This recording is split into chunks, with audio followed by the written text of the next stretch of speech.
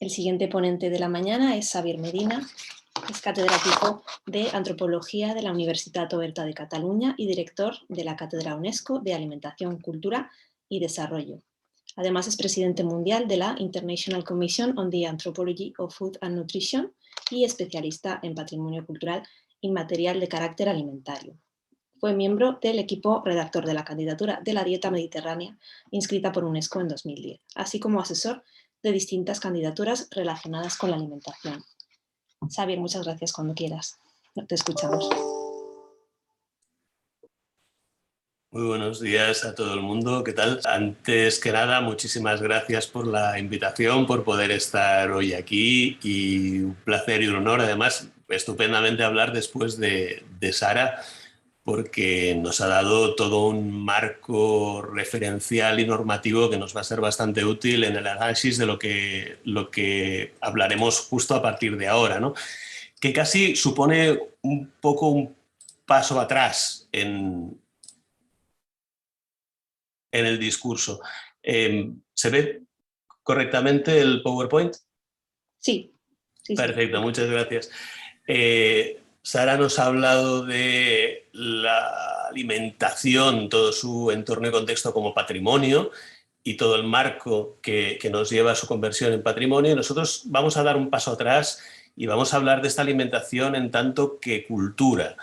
Y desde ahí veremos diferentes aspectos que nos llevarán desde la diversidad cultural en relación con la alimentación, al arbitrario alimentario, la construcción sociocultural de todo aquello que consideramos como alimentación y que veremos que tiene unas características bastante concretas en relación con otras acepciones relacionadas con el ámbito de la alimentación también. En primer lugar, hablamos de diversidad alimentaria en el marco de la diversidad cultural. Comemos de manera diferente, o como mínimo lo pretendemos. Y esto es importante porque la manera en cómo nos alimentamos forma parte de nuestra construcción sociocultural, en tanto que no solamente como individuos, sino principalmente como grupos. Forma parte de nuestras identidades y forma parte de la manera también en cómo nos mostramos ante los demás y también de las imágenes que obtenemos, que proyectamos también de los demás, ya que en muchos casos lo hacemos a través de su alimentación. Por lo tanto, comemos diferente o como mínimo lo pretendemos, y es muy posible que además busquemos muy especialmente esas diferencias. Existe además un equilibrio entre el medio, la demografía y la cultura, siempre con la salud de por medio, especialmente en las últimas décadas, que hace que cada sociedad se alimente de una manera específica.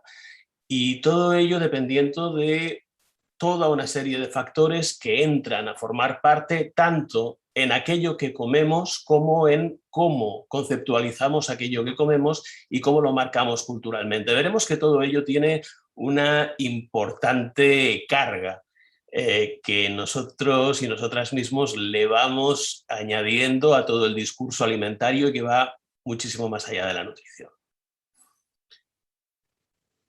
El arbitrario alimentario sería ¿por qué comemos lo que comemos? Vemos que no hay una definición objetiva de por qué comemos aquello que comemos y por qué no comemos otras cosas, por ejemplo, que serían, desde un punto de vista nutricional al menos, o de su ingestión, perfectamente aceptables, pero que culturalmente no lo son. Por lo tanto, un aspecto importante es que desde nuestra propia cultura decidimos aquello que es comestible o no y marcamos las fronteras que situarán los lindes de aquello que consideramos nuestra alimentación. Importante señalar que no comemos nutrientes, comemos alimentos. Y comemos alimentos con toda su carga social, cultural y simbólica, con todo aquello que o de lo que forman parte alrededor de nuestras vidas no únicamente en tanto que individuos, sino de nuestras vidas en sociedad y en una íntima relación con la construcción de formas de vida específicas, que finalmente es lo que acabamos llamando cultura. Por lo tanto, los alimentos no tienen necesariamente que ver con aquello que nos nutre, a pesar de que después pongamos muchísimo el foco en la importancia nutricional de los mismos. A pesar de todo, esa nutrición no deja de ser una derivación de esa construcción previa.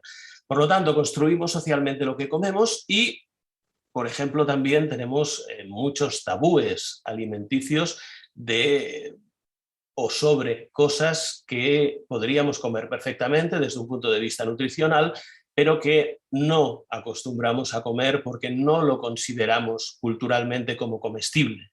Aquí tenemos justo a la izquierda un mercado de carne de perro en el sur de China, que forma parte de este arbitrario alimentario. Hay cosas que consideramos como dentro de los límites de aquello que podemos comer y hay cosas que quedan directamente fuera en algunas sociedades, aunque no en otras. Y toda esa aceptación o no de la comestibilidad de determinados alimentos forma parte de nuestra propia visión social o cultural como grupo, mucho más allá de lo que nutricionalmente pueda suponer.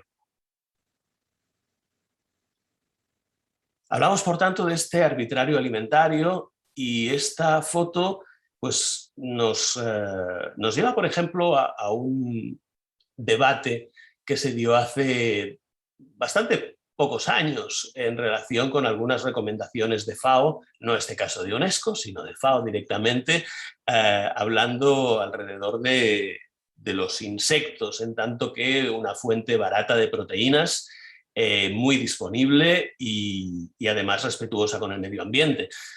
Claro, la recomendación levantó ampollas bastante directamente, no desde el punto de vista nutricional, porque muchísimos profesionales, muchísimos y muchísimas profesionales de la nutrición se apuntaron rápidamente al carro pensando, ¿por qué no? Hay determinadas maneras de consumir insectos que pueden ser interesantes desde el punto de vista nutricional. De todas maneras, levantó ampollas sobre todo porque, claro, la ingestión o no de insectos viene fuertemente pautada desde nuestras propias culturas locales. Y desde ahí establecemos que eso pueda ser o no consumible, pueda ser o no considerado como alimento. Y en buena parte de las sociedades alrededor del mundo no lo es. Por lo tanto, las recomendaciones de FAO son perfectas para determinados tipos de insectos que están permitidos o considerados como comestibles culturalmente dentro de las distintas, algunas sociedades, pero no en otras. Y por lo tanto no puede hacerse una recomendación de algo como esto a nivel general, porque las maneras en las que todo esto lo bajamos al terreno de manera concreta, de manera específica y siempre desde el filtro cultural, son bastante distintas. Esto quiere decir que esto no sea así para siempre y que no pueda cambiar en absoluto. Sara ha comentado hace un momento que estos procesos son cambiantes, están vivos, están en continua evolución. Y si lo está el patrimonio, evidentemente lo está porque forma parte de la cultura y esa cultura es cambiante. Por lo tanto, es posible que todas estas cosas cambien porque están en proceso. De la misma manera que nosotros hemos introducido determinados alimentos que se han ido incorporando a lo largo de los siglos a nuestras propias culturas y que no existían con anterioridad. El siglo XV, sobre todo XVI, y XVII y XVIII y parte del XIX forman parte de la incorporación de los alimentos americanos en nuestra alimentación cotidiana, por ejemplo. Algunos lo tuvieron relativamente fácil, como los pimientos, pero otros pues no lo tuvieron igual tan fácil como los tomates, por ejemplo, ¿no? que tuvieron un proceso de adaptación bastante más largo. Las patatas, podemos ver distintos procesos de adaptación y algunos que tampoco lo han conseguido del todo en muchos casos, ¿no? Como el maíz, y no en todas partes por igual. Por lo tanto, vemos que nuestros sistemas alimentarios se encuentran en transformación, se encuentran en profundo cambio. No quiere decir que eso nos lleve en el futuro en virtud de determinadas necesidades, de determinadas políticas públicas, por ejemplo,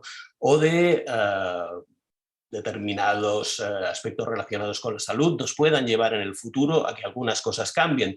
Pero por el momento, los límites con los que contamos son los límites de nuestra consideración en tanto que comestibilidad desde la cultura, y por lo tanto es a partir de ahí desde donde tenemos que jugar. No comemos insectos, pero comemos muchísimas otras cosas que para otras sociedades, que para otras personas pueden considerarse relativamente extrañas, ¿no? Con formas extrañas que igual no están tan lejos de las formas de los insectos y que para nosotros pueden ser consideradas como perfectamente comestibles e incluso manjares en determinados momentos. Por lo tanto, existe ese determinado o ese arbitrario alimentario que nos lleva a que elijamos en función de determinados aspectos previos algunos alimentos en tanto que comestibles y otros que no. Y seguimos con algunos otros, ¿no? Tenemos aquí algunos insectos, en este caso sí comestibles, ¿no? Algunas escamoles, hormigas culonas.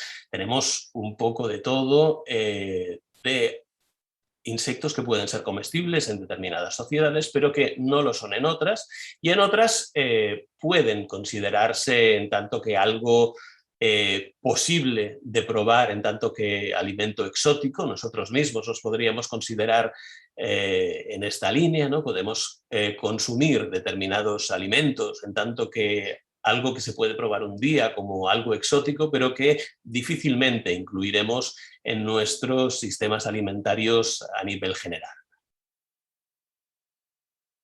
Tenemos aquí en Malawi estos ratoncitos de campo que se comen en espetos, como las sardinas en Málaga, pero bueno, a nivel un poco más cárnico y campestre. Para nosotros bueno, serían difíciles de consumir, pero hay que reconocer que los bewa, por ejemplo, en Malawi son bueno, un alimento como bastante festivo y además muy bien considerado.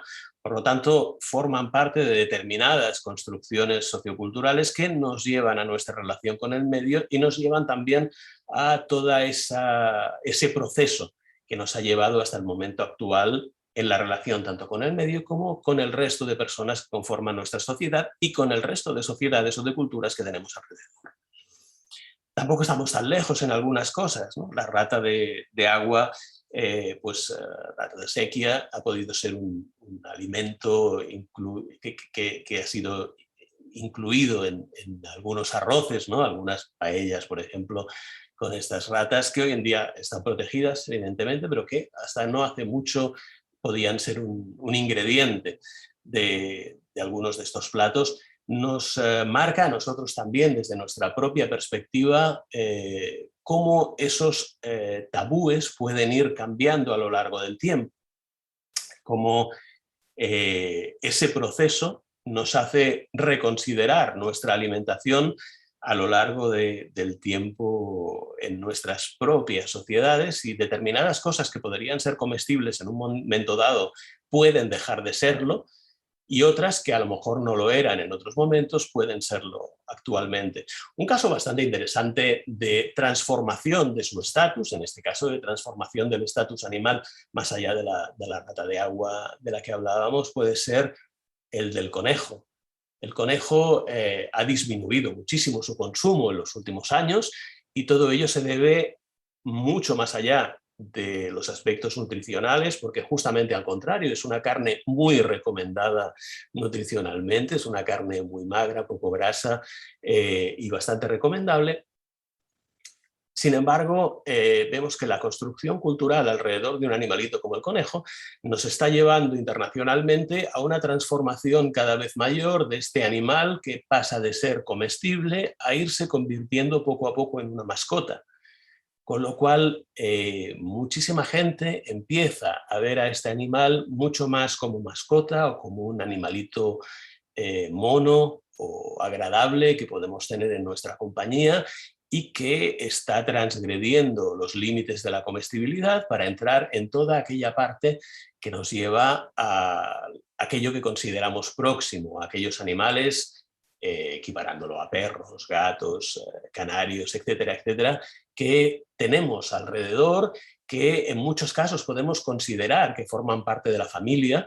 Hay mucha gente que considera que su perro o su gato, por ejemplo, son parte de su propia familia y que evidentemente no se comen, porque marcamos muy claramente esos límites de comestibilidad en relación a aquello que consideramos o no comestibles. Y el caso del conejo es un caso muy interesante porque está en estos momentos en pleno proceso de transición, ¿no?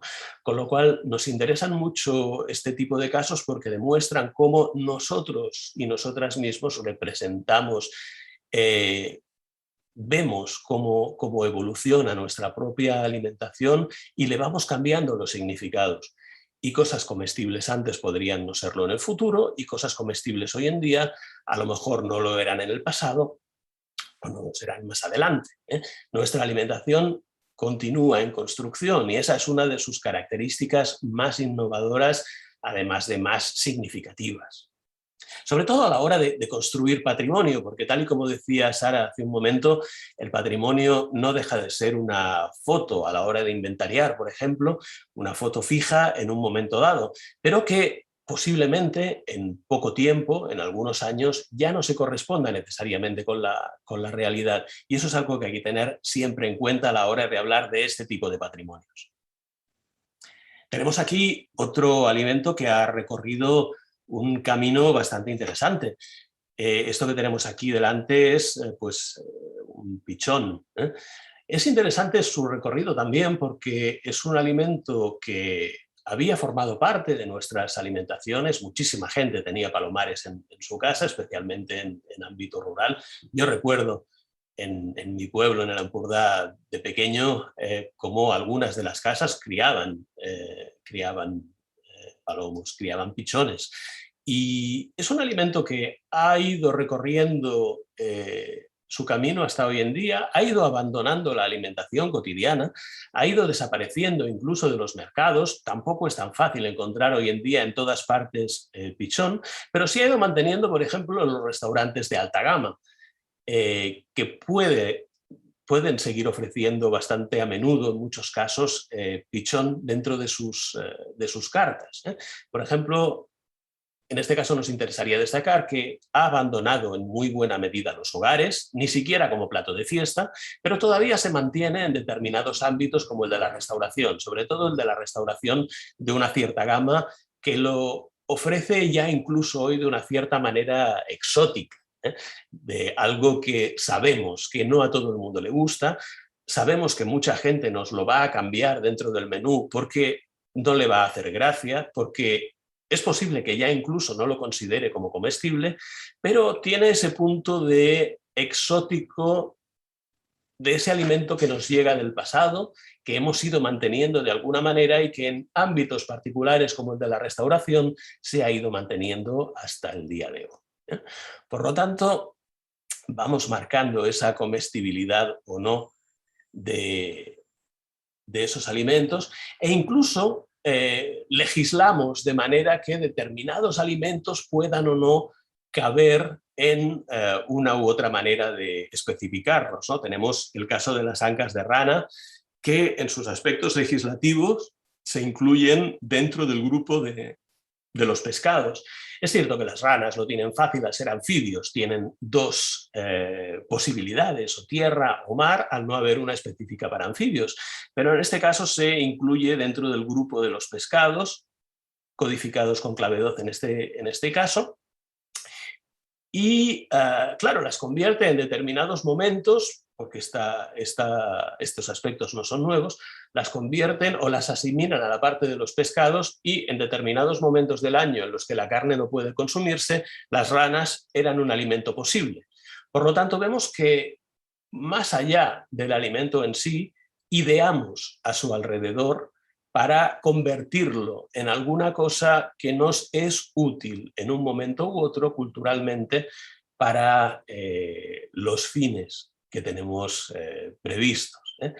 Y todo esto forma parte también de ese mismo arbitrario alimentario que no depende de criterios objetivos, sino de criterios coyunturales que pueden convertirse más tarde en estructurales y que van muchísimo más allá de toda aquella construcción del conocimiento científico que podamos ir haciendo. Tenemos las fronteras culturales también que se enlazan con ese mismo arbitrario y que hacen que nuestra alimentación se convierta en algo bastante particular y que además queramos particularizarla, ¿eh? Hablábamos antes de esa alimentación que nos sirve como escaparate cultural. A todo el mundo le gusta mostrar lo bien que come, lo bien que se come en su sociedad, la buena cocina que hay en su localidad o que hay en su región o que hay en su país. Utilizamos la alimentación en muy buena parte como escaparate. La patrimonializamos también en función de que nos represente, de que forme parte de nuestras propias identidades y de que esas identidades se proyecten hacia afuera, no únicamente hacia adentro, no únicamente de manera que nosotros y nosotras nos podamos reconocer en ellas, sino que nos sirvan para mostrarnos ante los demás en función de aquello que comemos y de lo bien que está. Y lo digo porque ese escaparate acostumbra a enfatizar las partes positivas de nuestra alimentación. Acostumbramos a no poner en primera fila o en primer plano las negativas. Y en este sentido, la alimentación vemos que nos une y nos separa. Creamos nuestras semejanzas, pero también nuestras diferencias en relación con la alimentación, a pesar de que en muchos casos, visto desde fuera, veamos que esas diferencias o no son tales o no son suficientes como para especificar tanto, ¿no? Recuerdo un artículo que había en un libro editado hace muchísimos años por Jessica Cooper, que se titula La cocina de los antropólogos, que por cierto está descatalogado creo, pero si alguien lo encuentra es un libro muy interesante, en la que diferentes especialistas exponen casos relacionados con la alimentación durante sus trabajos de campo. Hay un artículo, un capítulo dedicado al café bosnio y al café serbio, ¿no? Y a toda la importancia identitaria que desde los dos países, en aquel momento parte de un mismo estado, se daba a la elaboración y al consumo de ese café. Finalmente, la diferencia entre uno y otro era que el tipo de café y de elaboración era el mismo, solo que a la hora de consumirlo en un caso se le añadía azúcar y en el otro no. Vemos por lo tanto que no, igual desde el punto de vista externo la diferencia no era tanta, a lo mejor es un tipo de observación más ligada con el gusto, pero sin embargo utilizamos ese tipo de elementos para diferenciarnos claramente y decir que no, una cosa no tiene nada que ver con la otra, porque finalmente su gusto es distinto, ¿no? Con lo cual utilizamos esa alimentación como elemento tanto de unión como de separación, ¿eh? Uno de mis grandes maestros, el profesor Igor de Garín, estudió durante muchísimos años el caso de las tribus Masa y Musei que se encuentran en diferentes territorios a lo largo de la frontera entre el Chad y Camerún. Él observó a lo largo de sus estudios cómo se daba un arbitrario alimentario, en este caso bastante importante, porque cosas que eran absolutamente normales e incluso especialmente valoradas, algunos alimentos específicos que se daban entre los Masa, por ejemplo, eran aberraciones absolutas en el caso de los Musei y al contrario, ¿no? Se trata de poblaciones que se encuentran en territorios muy, muy próximos, a unos, pongamos, unos 10, 20 kilómetros una de otras en algunas situaciones, ¿no? Lo que marcaba de Garín es que había una selección importante de esos alimentos que se consideraban o no comestibles y de aquellos otros que se constituían en tanto que aberrantes incluso aquellos que eran marcados por un tabú concreto y que no eran los mismos, tanto en un lado como en otro, a pesar de estar en un mismo medio ambiente, podríamos decir, en espacios muy próximos, pero culturalmente con una rivalidad muy marcada. Y la alimentación se constituía en un espacio de frontera importante, marcando las diferencias culturales entre uno y otro lado de la frontera. Por lo tanto, vemos que esa alimentación se construye muy claramente en función de determinados aspectos que no pueden ser cualquier cosa y todos tienen motivaciones, pero que pueden llevarnos a un arbitrario relativamente concreto.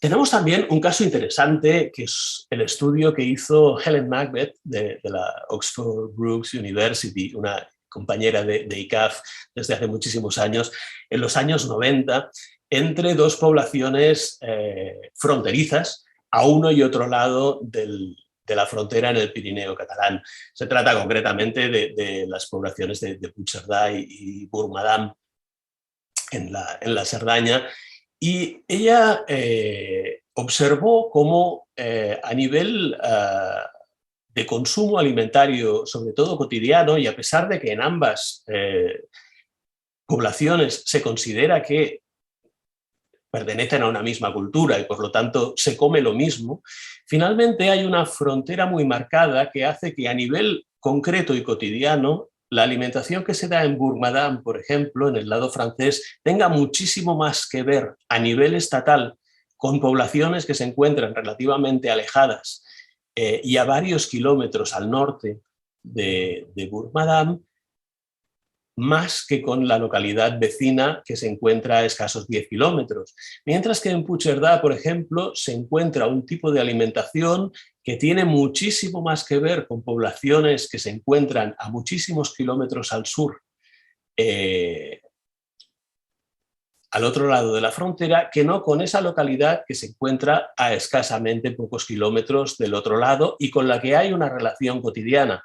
La manera de aprovisionarse, el tipo de marcas, por ejemplo, que llegan a los mercados o a los supermercados, el tipo de cocina que viene influido también por los medios de comunicación, por determinadas maneras de hacer que llegan y que influyen a nivel estatal.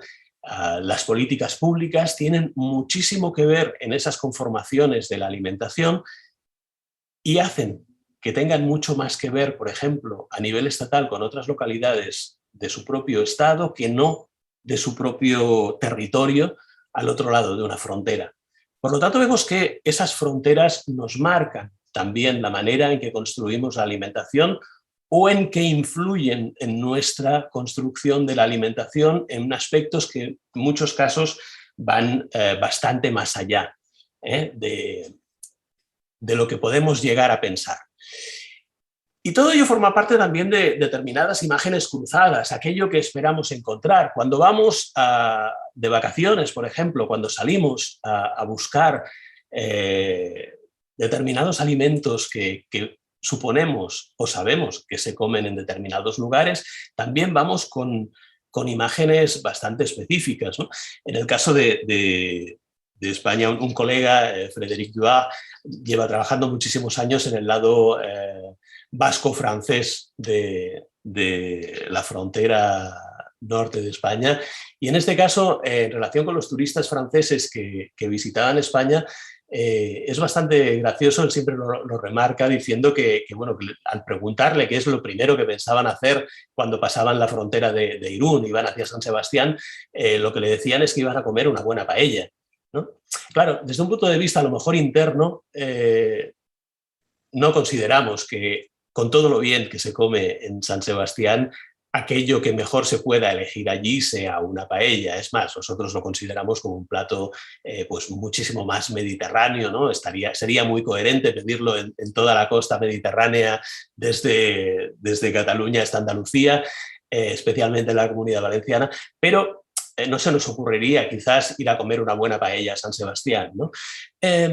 Sin embargo, las imágenes relacionadas con la construcción de la paella en tanto que plato nacional hace que los franceses, a la hora de entrar en un estado distinto al suyo, vayan directamente a buscar esas imágenes que nos llevan hacia esa construcción de aquellos aspectos que consideramos como pertenecientes al lugar a donde vamos. Vemos que aquello que esperamos encontrar no es necesariamente aquello que encontraríamos en ese lugar. Sin embargo, entre esa oferta y la demanda vemos que podemos encontrar esas paellas, evidentemente, en San Sebastián, y que la gente espera encontrarlas y espera degustarlas allí, en tanto que el plato típico que esperan degustar en ese lugar, a pesar de que a nivel local no corresponda necesariamente.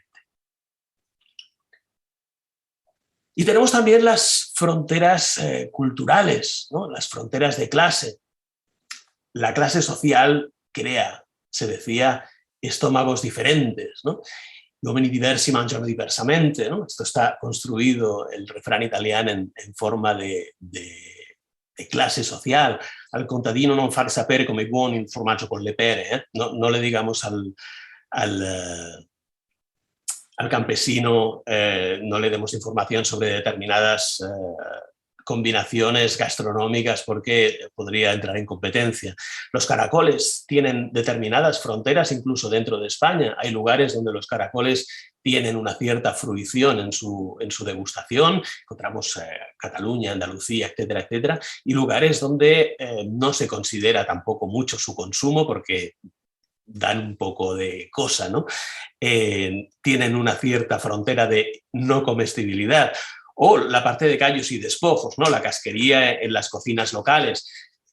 ¿Cómo se construyen algunas de las cocinas locales, ¿no? En el caso de Roma es interesante las explicaciones que han dado algunos historiadores, en tanto que en la capital de los estados pontificios los sacrificios animales daban los mejores trozos a las clases más altas, mientras que la parte menos agradable de esos animales, ¿no? La parte menos considerada se daba a las clases más populares, y a partir de ahí, por ejemplo, comentan cómo se ha ido construyendo la cocina romana a través de esos despojos, ¿no? La tripa a la romana, por ejemplo, ese tipo de platos que forman hoy parte de la gastronomía popular, pero que vienen directamente de la utilización de todo aquello que no era aprovechable por otros puntos de vista, ¿no? Sobre todo desde el punto de vista de clases. Por tanto, también la clase es una frontera que tenemos que tener en cuenta a la hora de estas construcciones. Y determinados alimentos que forman parte de nuestro pasado alimentario, que han ido desapareciendo progresivamente, pero que hoy en día, por ejemplo, están recuperando alguna parte de su lugar y vuelven a venderse gracias, por ejemplo, a las migraciones. En el caso de la casquería, de los despojos y demás, a migraciones procedentes de Latinoamérica que vuelven a demandar ese tipo de productos, ¿no? Vemos aquí algunos productos que poco a poco han ido desapareciendo de nuestros aparadores, que todavía pueden encontrarse en algún caso, evidentemente, pero que en otros habían desaparecido durante bastante tiempo y que hoy volvemos a encontrar. Tenemos aquí sangre, por ejemplo, y aquí abajo tenemos algunas aplicaciones de esa sangre, ¿no? La sangre con cebolla, que es un plato que ha ido desapareciendo también de muchísimas partes, de muchísimos restaurantes, de muchísimas casas sobre todo. El sanguinaccio que tenemos aquí, ¿no? Este postre que se hace directamente con sangre en el sur de Italia. Y vemos que sobre todo, a pesar del descenso importante del consumo de casquería que ha habido a partir de los años 90, sobre todo, con las migraciones, es un aspecto que se ha vuelto a recuperar y que, por un lado, ha entrado en las casas a partir de las cocinas migrantes, y por otro lado, esto ha hecho que también se vaya recuperando en muchas otras cocinas, con lo cual vemos que esos procesos de construcción y de construcción de aquello que comemos y de nuestras propias cocinas en base a eso son importantes también a tener en cuenta. Desde aquí cabe preguntarnos de nuevo, ¿la alimentación es cultura? Es muy raro preguntar esto en un foro como este, porque evidentemente todo el mundo pensará que lo es. De todas maneras, hay que señalar aquí que es cultura, pero tampoco desde hace tanto, ¿eh? O no es considerada en tanto que cultura desde hace tanto tiempo. Sabemos que hay que esperar al cambio de siglo, a este último cambio de siglo, para que esa alimentación tenga relación con el patrimonio y sea considerada como tal, pero esa consideración de la alimentación como cultura realmente es bastante más reciente de lo que pensaríamos, ¿eh? Tenemos la alimentación en tanto que cultura como la primera manifestación cultural humana. Es aquello principalmente que nos convierte en seres humanos, el momento en el que acercamos un pedazo de alimento al fuego, por ejemplo, y a través de ahí lo transformamos. Decía el famoso libro de Faustino Cordón de hace muchísimos años, que cocinar hizo al hombre, ¿no? Y ciertamente puede considerarse que la alimentación es la primera manifestación cultural humana, la transformación del alimento a través de los elementos físico-químicos, que finalmente es lo que dará lugar a las cocinas.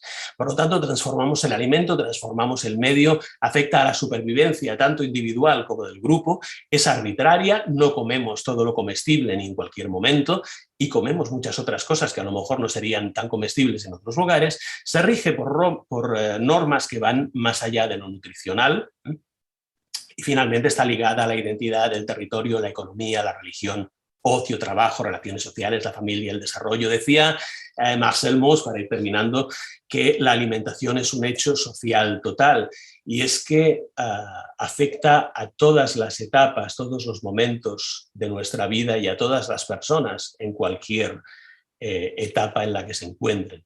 Por lo tanto, esa alimentación es no solamente cultura, sino una parte primordial de nuestra cultura.